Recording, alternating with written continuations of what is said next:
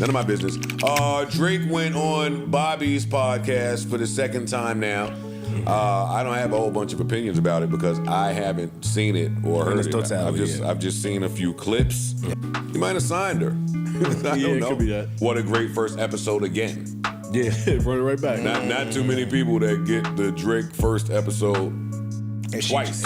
I mean, I'm sure there's some business going on there. Is this them talking about it? Let's see. It was like after that, it was like pretty hard. I was like, people were like, oh, yeah, how could he like put her on and then take her off right after? Why would take you off? But that's kind of how people saw it. That's how people saw it.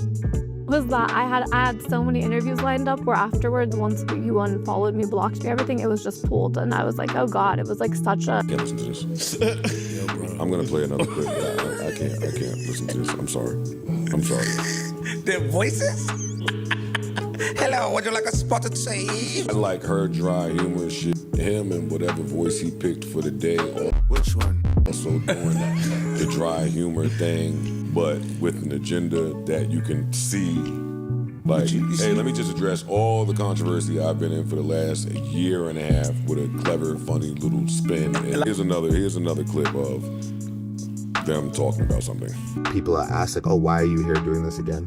And I was like, well, what we did, like, it changed a lot of things for a lot of people. It was me essentially like just recognizing somebody that I never met in my life, that I fully believed in, that I thought was really interesting and I wanted to have an interesting conversation with.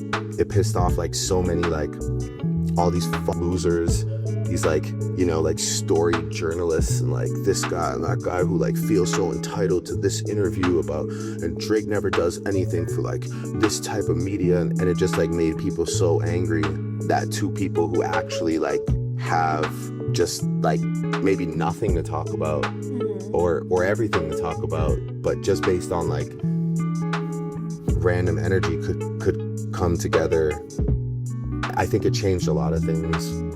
It changed a lot of things like on TikTok. It changed a lot of things like in the streaming world. Like it made people more comfortable to go sit down with somebody that they've never sat down with before, you know, like not to take like overly take credit, but when I do see like somebody, you know, who keeps to themselves, like a Nicki Minaj, like go to like Kai Cenat's house, or like I see, you know, these musicians go to like a guy like Blackboy Max's studio and start making songs with him. Like I feel like we did usher in the idea of just like you can be from two completely different walks of life. Celebrities are not here, that we're like, the goal is not to be like some unattainable debt for your whole life, you know, and only to like sit with Zane Lowe while he asks you like the most like curated and formal questions. No disrespect to him, you know, like, yeah. But it's just like, I think we did something that was special. Yeah.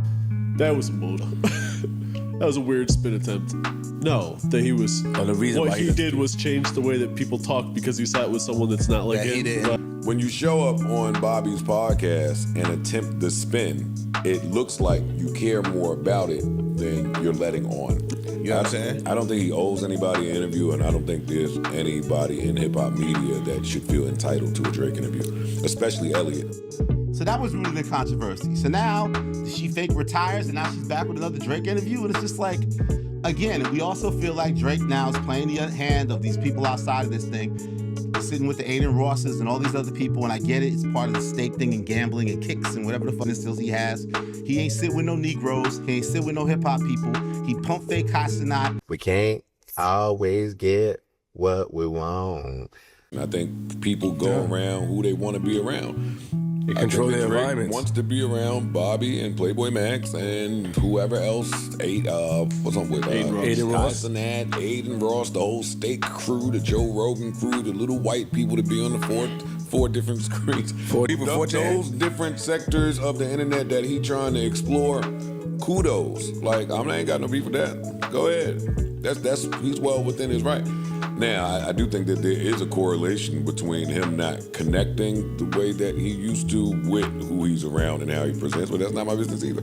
I'm reading these clips. They say he's in there talking about painting his nails. All people are gonna be like, he's getting braids, like midlife crisis braids. Okay. People also say that I got a BBL. They call me BBL Drizzy. Makeup or no makeup? I don't like the sound of this. What are you singing?